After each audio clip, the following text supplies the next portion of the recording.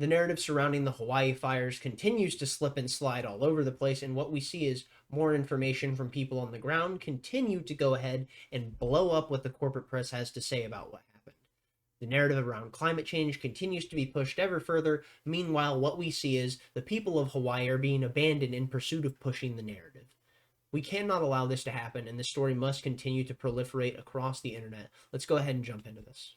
From Josie, the Redheaded Libertarian, we have much of what has happened in Lahaina is not sitting right with me.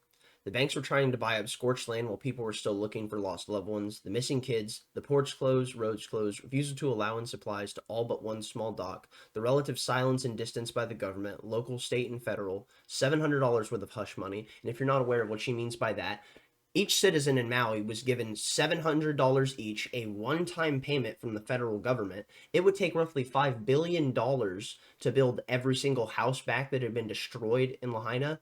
But what we see is the federal government apparently accidentally sent an extra $6 billion to Ukraine. No, no, no. We'll go ahead and let these American citizens suffer while we fund a proxy war abroad. Roughly 6,000 of the 12,000 people living in Lahaina have been displaced, 2,100 acres of the 9 miles, about 6,000 acres or so burned. None of the famous people were affected, including Oprah, who owns 870 of those 6,000 acres. Fascinating. Multimillionaire and billionaires like Oprah and The Rock pledged to donate money they raised from people like me and you when they could more efficiently just cut a check and not even notice. Why isn't this closer to their hearts?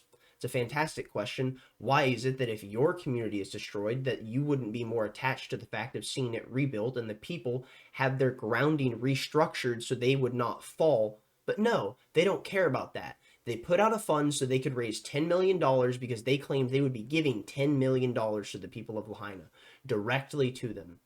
And what we see is what they actually mean is through them creating an organization that you can donate to, they'll make sure that you are putting money into their organization so they can give it to the people of Lahaina so they can say that they gave them $10 million.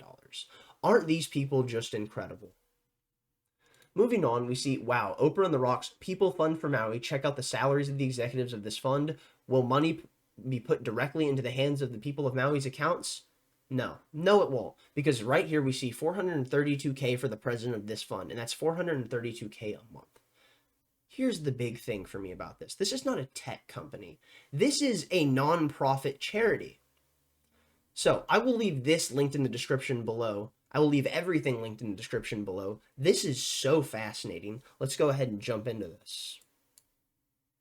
And I said, I think this is the answer. You said, I think that's the answer. I said, I love it. And so we have created the People's Fund of Maui that will put money directly in the hands of the people who need it right now. Directly in the hands of the people who need it now. It's inspiring, really. It really is. So let's do the research and find out.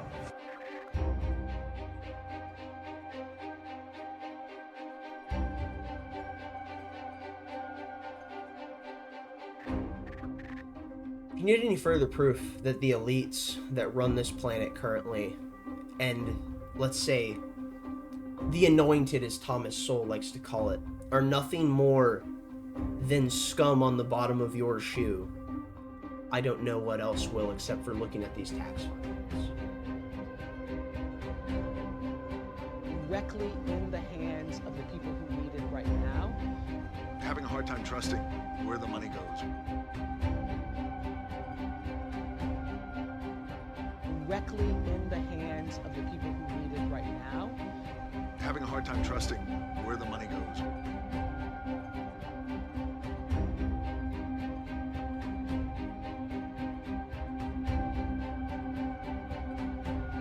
Portable compensation. Directly in the hands of the people who need it right now. Having a hard time trusting where That's the money goes. unbelievable. The fact that we have almost $1 million in salary being taken by the top 2 to 3 executives from this company per year at a minimum. This is not a tech startup. This is not a tech company. This is supposed to be a non-profit charity. Always make sure you know who you're donating to and research into it. So what we see from Jeremy Kauffman, meet Kaleo Manuel, the official who refused to release water in Maui, contributing to up to 106 deaths. And it is far more than that because we know there are over 1,000 children missing. And when you have 1,000 children missing, where do you think they are? Do you think they just ran off into the woods? No, of course not. Do you think they really wouldn't have been found on this island by now? No, of course not. We know what happened, and they're gone. A Hawaiian studies major, Kaleo prefers a traditional and holistic one water approach where water is revered and not used. Water requires true conversations about equity. I'm going to go ahead and play this video. I cannot say what I want about this individual, nor about The Rock and Oprah. Otherwise, YouTube would suspend me 6 months. So I'm going to go ahead and bite my tongue a little bit on that one. Let's go ahead and play this video. The commission is responsible per our authorizing statute to protect and manage all water resources in the state. One water is like taking it and looking at it from a holistic system perspective. And that's not any different than how Hawaiians traditionally managed water. You know, in essence, we treated Native Hawaiians treated water as one of the earthly manifestations of a god and a kua kane. And so that reverence for a resource and that reciprocity in relationship was something that was really, really important to our worldview and well-being, right? And living in an island, isolated from other, civilizations.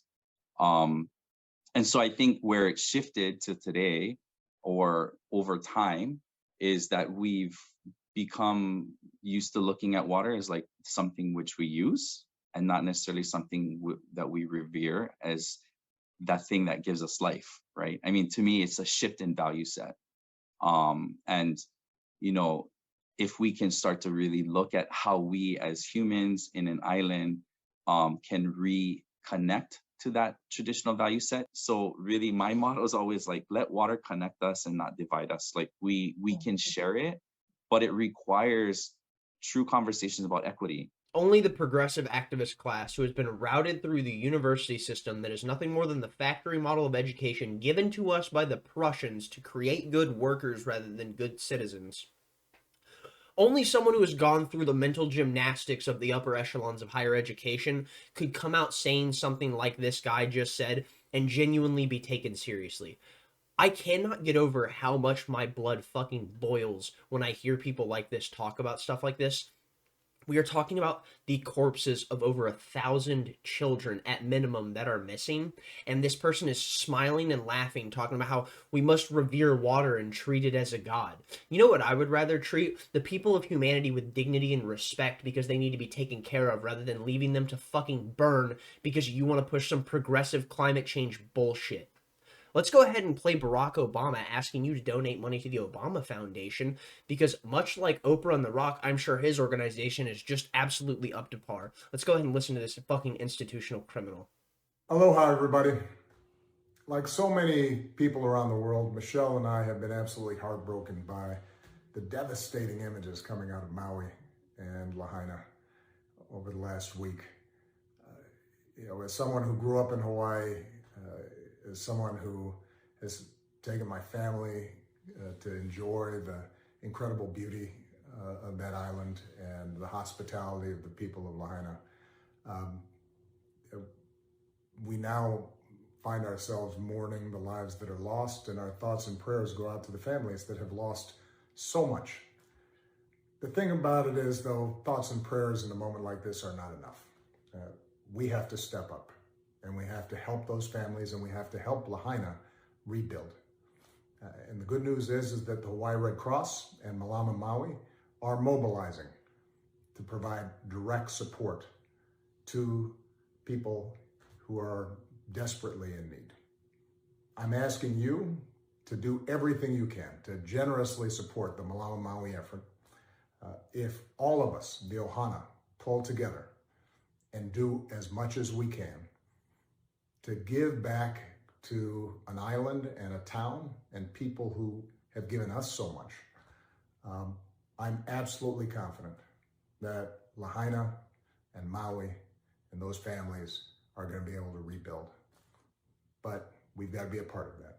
So please provide generous support to the Hawaii Red Cross and to Malama Maui right now. Mahalo, nui loa. Creator of slave trades in Libya and funder of genocides in Yemen wants you to go ahead and be a good person and donate money to the Obama Foundation or the Red Cross so you can go ahead and take care of the poor people of Lahaina.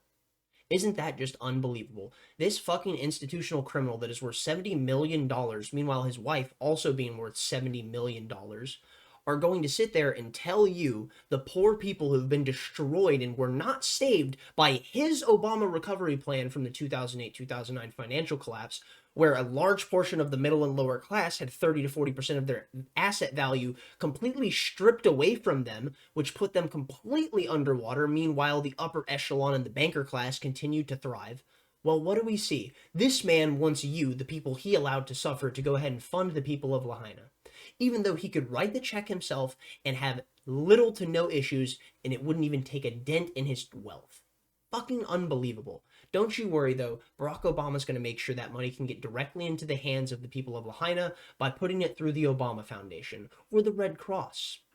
Anyone that doesn't understand the history of the nefarious nature of these two organizations, go ahead and look up Obama Foundation scandal or Red Cross scandal. You will not be surprised with what you find, or maybe you will be if you don't think the institutional powers that run the world centers of government are not nothing more than criminals that are the most devious form of what a person can achieve. Alrighty, so here's the deal. Barack Obama, creator of genocide by funding the Saudis because he said, and I quote, "I want to placate the Saudis," so he funded their war of genocide as well as a blockade and sanctions that was put on the people of Yemen, already the poorest country in the Middle East, killing effectively 1 million people once this war is going to be done. And then also, what do we have? Barack Obama, the institutor of slave trades, because after he overthrew Gaddafi in Libya with a bottom-up regime change, what did we see? Slave markets and massive gang warfare, as well as tribal sector fighting, has completely overtaken large sections, if not the entire country, which has reduced it to nothing more than a third world hell state.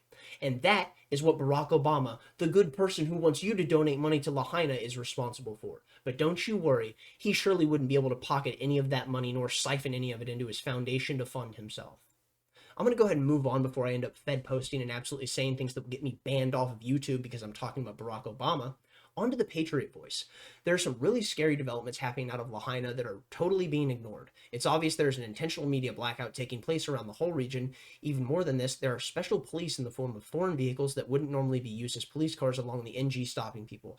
On top of that, there's a blacked out fence where it is being erected all around the entire perimeter. There's a major cover-up taking place here. Please continue to support and pray for Cyrus Geoff. He is being very brave to bring us all of this amazing coverage.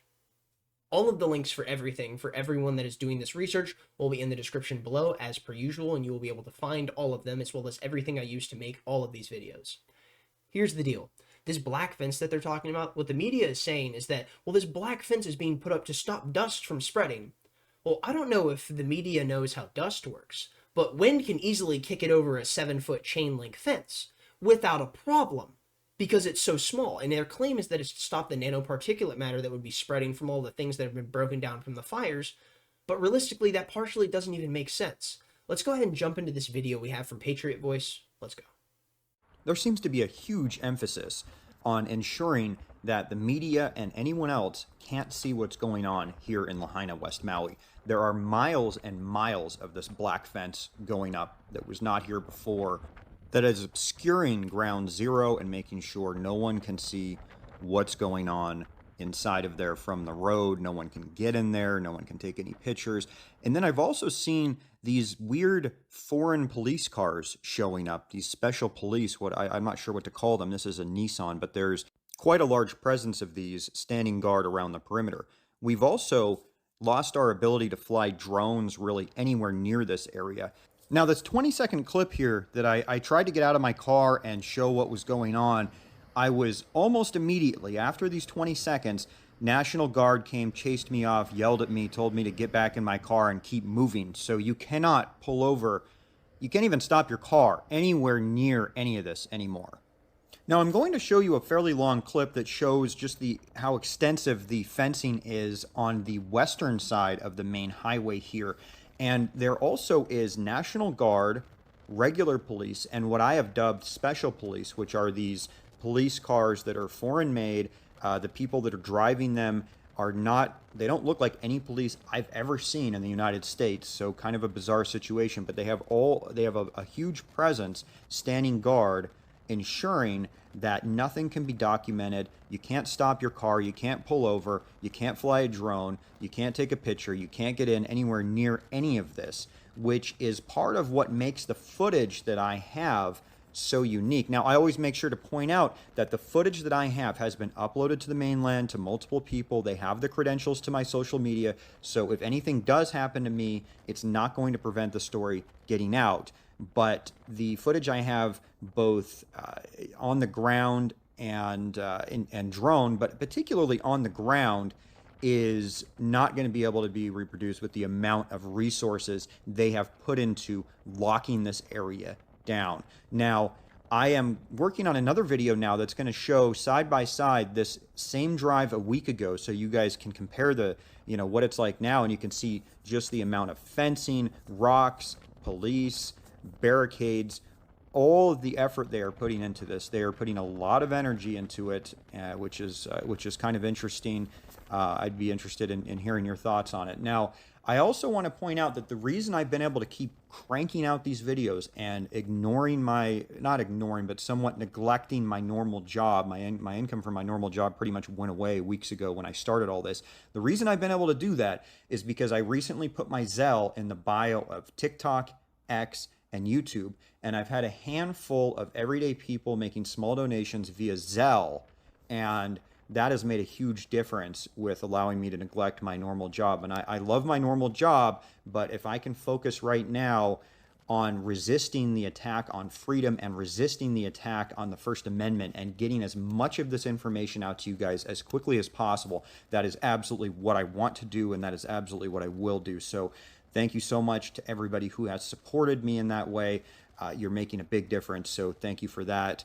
And also to all of the people who have kept this story alive by subscribing, by following, by liking, by sharing, by commenting. All of these things have a big impact on the algorithms. So you guys are the reason why this has so much visibility. So thank you so much for that as well. Now, here in these clips, you can see the presence of police, including these, what I've dubbed the special police, and you can see all these guys standing guard on the perimeter. And this is not even really the perimeter. This is quite far away from what burned and from ground zero. So apparently they are concerned that somebody will park or stop their car on the side of the road here and go hiking for miles into this area that's just ashes and rubble. So it's very interesting the amount of effort they're putting into this. Anyway, guys, there's a lot more to come. Thank you very much for watching, and please stay tuned. Like you said, go ahead, donate, follow, subscribe to the people that are reporting on this stuff consistently and talking about this and giving you information from the ground. Make sure you go ahead and support the people of Lahaina if you feel like you can, because we already know that the people in government are going to leave them out to dry. And if it were up to the people in the corporate press and the people in government, the people of Lahaina that suffered this awful tragedy would be left to the annals of history with no one to tell this story, because they would memory hole it into eternity.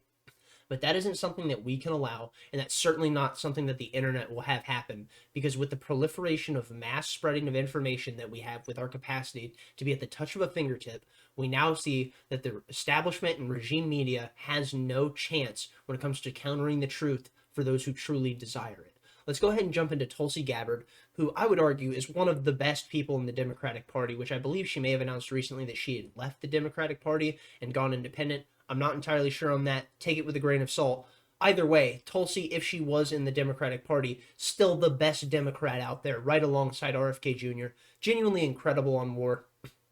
The reason Kamala Harris's campaign for the DNC primary died was because Tulsi Gabbard smoked her, much like a Hawaiian could, roasting that pig only like someone from the Seven Islands has the capacity to do. Let's go ahead and jump into this. In Maui, person after person was like, Tulsi, tell me what would happen if we started to call ourselves Ukraine. You think they would give us some money then?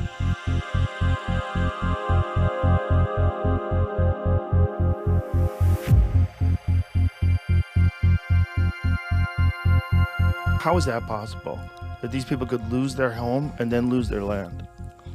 Like, how is that possible? It is the number one concern of people there in Lahaina, is that a few days after this happened, I haven't spoken to the governor, but he said in a press conference, he said, we're talking to the Attorney General. He said, I'm talking to my Attorney General to explore options for the state to take over that land and use it to build workforce housing or build a memorial to the for the people who lost their lives.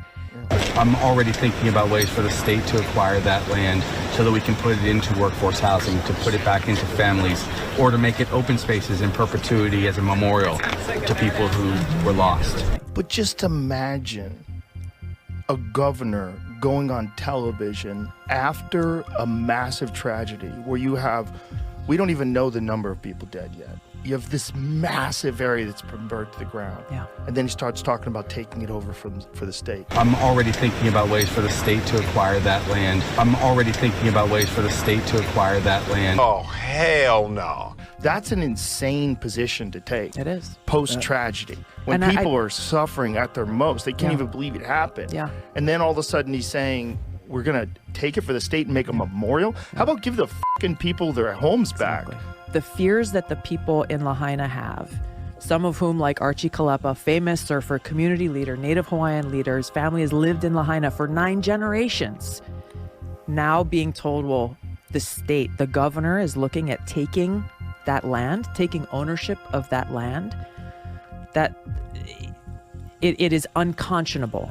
And there's, we'll for those who've been displaced, we'll see about doing a land swap and we'll send you to the Big Island to live in Puna. Jesus. It's taking away the sovereignty of people's rights to have a say over their home, in many cases, their generational lands, it is such an abuse of power. And so this is, and I'm glad that there are leaders in the community who are leaning into this fight to make sure that they are fighting this fight before anybody tries to do that, rather than looking in the rearview mirror and saying, gosh, I wish we had done something.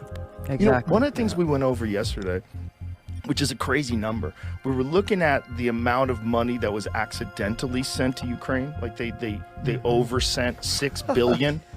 And then I said, well, how much would it cost to rebuild every house in the Maui fire? And it's $5 billion, $5 billion something. Yeah. Like that's just like accidental money. But there's no talk of doing that. There's no talk of doing that. Isn't that interesting? The way, and it's happened 2 or 3 times now where the Pentagon has said, oh, we miscalculated how much money we had set aside for Ukraine, so we have an extra $4 billion to send now that we didn't know we had. And this has happened a few times.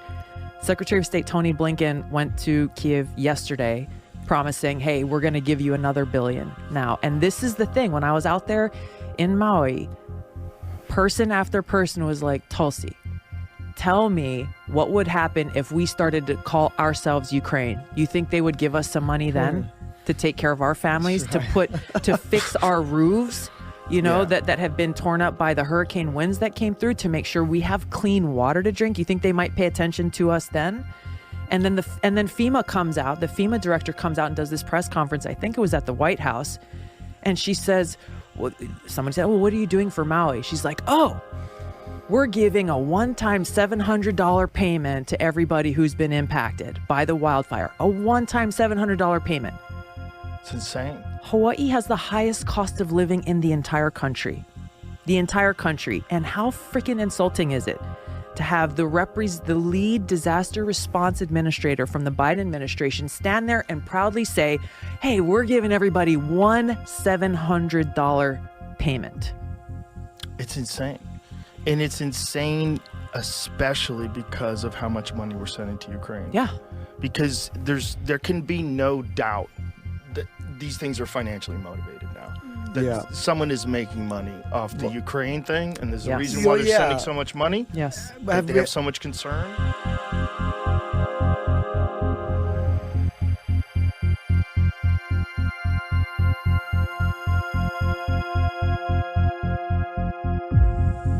Tulsi and Rogan absolutely spot on about the nefarious nature of all of the things surrounding what is going on with the Lahaina fires, around it starting, around the process of how it's being handled, around the funding, the people being taken care of, the fact that they're only receiving one $700 payment in the most expensive district to live in the entire United States, even more than that of DC, which is truly unbelievable when you think about it, considering all of the wealthiest people in the United States live around DC and in Virginia surrounding Langley. I wonder why. As well as also in New York surrounding those boroughs that have anything to do with Wall Street. Again, I wonder why. Moving on, we see an article from the New York Times, and I will not be subscribing to the New York Times to read this whole article, because I would honestly rather trip into a noose. Anyways, how climate change turned lush Hawaii into a tinderbox. Declining rainfall, rising temperatures, and invasive species have left the island more susceptible to wildfires. And part of this is true. Moving on, we're going to go ahead and get into an article from Michael Schellenberger from Public, Renewables Mania and Woke Dogma Behind the Hawaii Fire, Not Climate Change. New York Times spreads disinformation about climate change and fires. And isn't that just fascinating? Because it's always people like the New York Times that are talking about the dangers of misinformation. Climate change caused the fires that ravaged Hawaii, according to the New York Times. Climate change turned lush Hawaii into a tinderbox, it reported. The explanation is as straightforward as it is sobering. As the planet heats up, no place is protected from disasters. But the cause of the strong winds which pushed the fires into the city of Lahaina was Hurricane Dora. The best available science shows no increase in hurricanes at a global or national level. It's true that there's been a 31% decline in average yearly rainfall in Hawaii since 1990, according to researchers. The La Nina weather pattern, which usually leads to significant rainfall, has brought less precipitation over 40 years. But other changes are more difficult to tie to rising global temperatures, such as the fact that larger storms have been moving northward, resulting in less rainfall. And only 16% of Maui County, where most of the wildfires were burning, have been in a severe drought, with another 20% only in moderate drought. What's more has been human-made changes to the landscape, including the reversion of former sugarcane farms, which used to litter all over Maui, which have now been irrigated into an invasive grass species from Africa. And this species of grass is quick to catch on fire, which is why many people believe this is something that was a huge catalyst in the fire spreading so fast. The landscape is just covered with flammable stuff, one expert told the Times. All the conditions just came together. Analysts found drops of power line voltage, which meant the lines were likely sparking onto the dry grasses. It is unambiguous that Hawaiian electric grid experienced immense stress for a prolonged time, said one analyst. There were dozens and dozens of major failures on the grid, and any one of those could have been the ignition for a source for a fire. And here's the deal. This is actually what I believe started the fire initially. You can go back and watch my original video on the Lahaina fires. It will be linked above right here, or I will have linked it in the beginning. It will be in the description as well. Either way, moving on, I was talking about the fact of how we see these hurricane force winds blowing over these power lines, and you could see the wires whipping in the wind and smacking the ground, and that was something that I was concerned of because at the time I was already aware of the grass. Moving on, Hawaiian Electric failed to clear flammable grasses around the electric wires. Over the last 3 years, the electric utility spent less than $250,000 into wildfire prevention, which seems like a terrible thing to do if you know everything around it is extremely flammable. It had a plan but failed to implement it, noted Li Fang. The State Utility Commission dragged its feet on upgrades for Lahaina's fire protection, with a time estimate for wildfire protection upgrades starting this year and completed in 2027.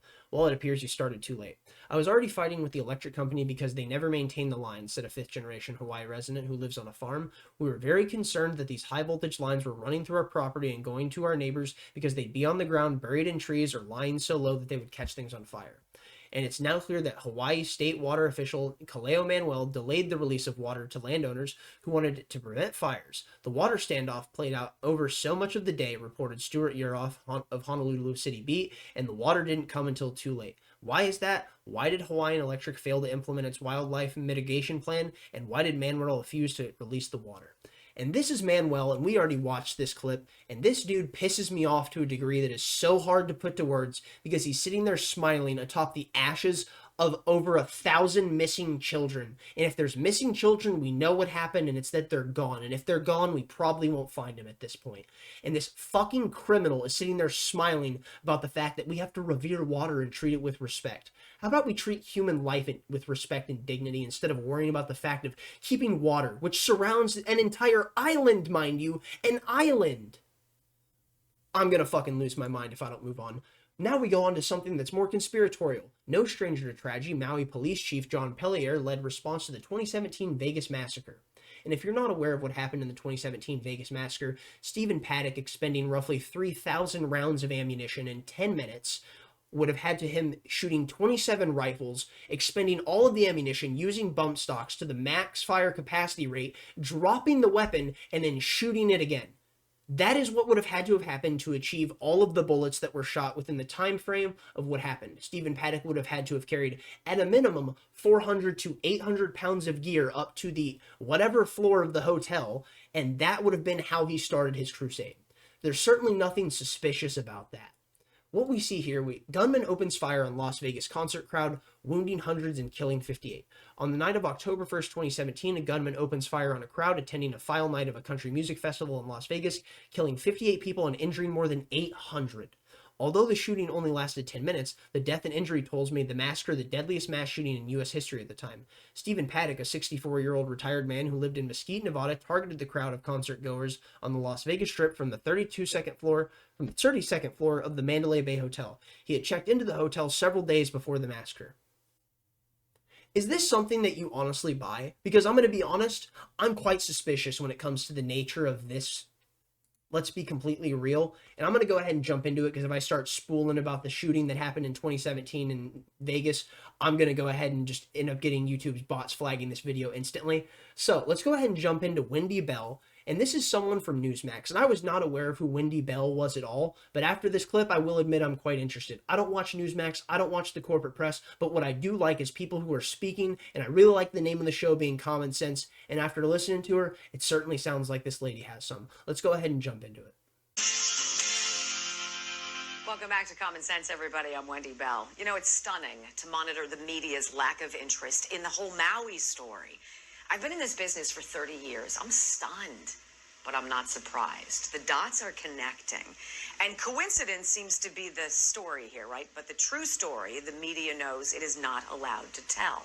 But I can. Is it a coincidence that the Maui police chief is the same man who was in charge in Las Vegas during that massacre that killed 58 people?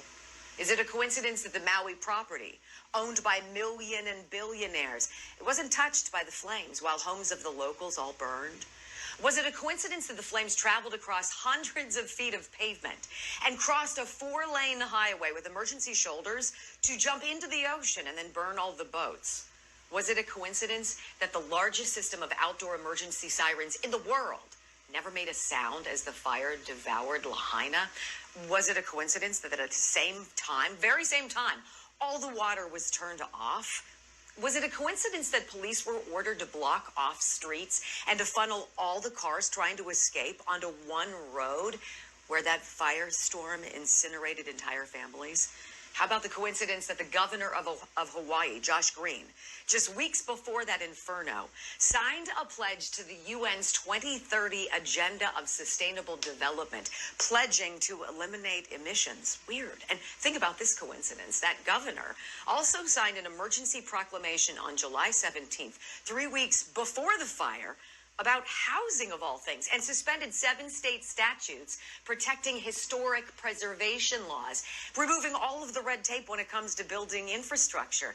Coincidentally, that emergency proclamation also suspends previous building laws and gives the governor some magic wand power to appoint a housing czar to rule on the island's redevelopment. Is it a coincidence that the government put up a black fence around Lahaina, or that the FAA grounded all drones from flying over the affected areas? Is it a coincidence that since at least 2011, there have been plans to make Maui the first smart city run by 100% renewable energy, and that coincidentally, 2 of the 3 largest landowners on Maui are BlackRock and the U.S. government, and that both are part of the UN's agenda? It must be a coincidence, then, that the locals whose homes did not burn are now being evicted from their property. And, of course, a total coincidence that all the fact checkers who are checking these facts, who say everything I just told you is just a coincidence, are also owned and run by BlackRock. Thank goodness none of these coincidences is connected. I'm Wendy Bell. I'll see you next time for more Common Sense. That was my first time hearing anything from Wendy Bell, and I will admit I'm genuinely impressed. I've never heard one word from this woman. I had no idea she worked for Newsmax. I don't watch Newsmax. I don't watch Fox News. I don't watch MSNBC. I don't like the corporate press because they're so bad about top-down narrative control that anything you get is always going to be an institutional benefactor for their donor class. Anyways, Wendy Bell perfectly calling out all of the interesting coincidences that surround the Maui fires. Wonderful job. I genuinely believe that if Newsmax wanted to do their organization a solid, they would bump her up to the primetime slot, because this is the type of commentary that people loved so much from someone like Tucker Carlson. And she is exuding that energy in spades, and I'm not exaggerating when I say it. This type of commentary and this rogue honesty is exactly what drew people to Tucker in the first place, and if she keeps it up, it will soon draw people to her as well. I'm going to go ahead and leave it there. Don't believe the corporate narrative when it comes to the interesting bamboozle that they're trying to finesse people with when it comes to the stuff around the Maui kerfuffle. I'm going to go ahead and jump off. Thanks for watching. Thumbs up if you liked it. Thumbs down if you didn't. Tell me where I'm wrong in the comment section down below. I'd really love to see some commentary and some feedback about this, because I'm willing to look at literally absolutely any angle, because so much of this doesn't make any sense, from the conspiratorial to the realistic. That's what needs to be understood. Let's go ahead, leave it there. Thumbs up if you liked it. Thumbs down if you didn't. Stay lovely. Stay great. Peace out.